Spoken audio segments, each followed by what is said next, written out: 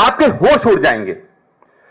सोचिए, जो 90% बहुजन समाज है, एससी, एसटी, ओबीसी, मतलब दलित, आदिवासी और पिछड़ा वर्ग, अगर उसी को एजुकेशन सिस्टम में 12% से ज्यादा नहीं मिल रहा है, तो यह कैसा न्याय है?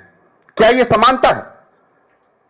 मतलब जो इस देश में 90% हैं बहुजन समाज, आज उच्च शिक्षा संस्थानों में उन्हें सिर्फ 12% जगह मिल रही है।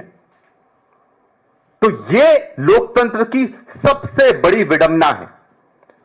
और जो रिपोर्ट की यहां बात करी गई, जो स्टैंडिंग कमेटी की बात करी गई, उसकी रिपोर्ट में यह साफ है, जिसके अध्यक्षता दिग्विजय सिंह जी ने करी थी, और उसमें 31 सांसद थे, 31 मेंबर ऑफ पार्लियामेंट, और उन्होंने जब, और हर पार्टी का वर्ग का व्यक्ति उसमें था, उन्होंने ये जब रिपोर्ट साझा करी, जिसमें कहा गया कि उच्च शिक्षक संस्थानों में, प्राइवेट हायर एजुकेशन में आदिवासी को सिर्फ 0.5%, मतलब 0.5% जगह मिली गई पूरे देश में, दलित को 0.8% पूरे देश में, और पिछड़े वर्ग को 11%, मतलब 12% में आपने देश के 90% लोगों का प्रतिनिधित्व खत्म कर दिया।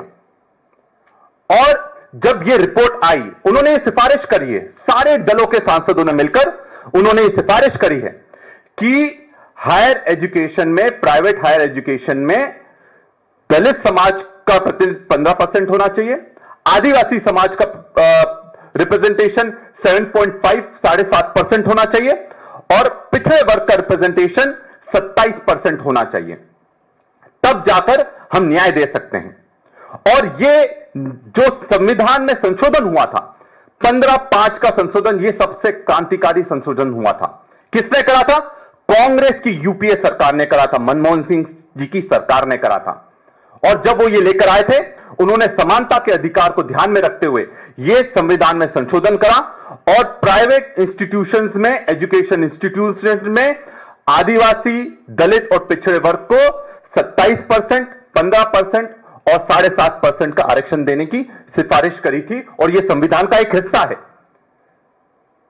पर क्या कारण है कि 11 साल हो गए? क्या मोदी जी ने आज तक इसके लागू करने के लिए संसद में कोई नियम पारित करा, कोई लॉ लेकर आए? नहीं लेकर आए, क्योंकि उनकी मंशा बहुजनों को साधने की नहीं है। उनकी मंशा है कि बहुजन की बात करो पर मित्रों की सुनो, और यही हकीकत है। उनके मित्र जो बड़े बड़े पोस्ट पर बैठे हैं, बड़े बड़े कॉर्पोरेट में बैठे हैं, इस देश में लोकतंत्र नहीं चल रहा है, इस देश में कॉर्पोरेट राज चल रहा है, और यह उसका सबसे बड़ा उदाहरण है। साथियों, कांग्रेस का क्लियर मैंडेट है, क्लियर मांग है कि हम चाहते हैं कि जो निजी शिक्षक संस्थान हैं, जो उच्च शिक्षा के संस्थान हैं, वहां पर आदिवासी को 7.5%, दलित को 15% और पिछड़े वर्ग को 27% आरक्षण दिया जाना चाहिए।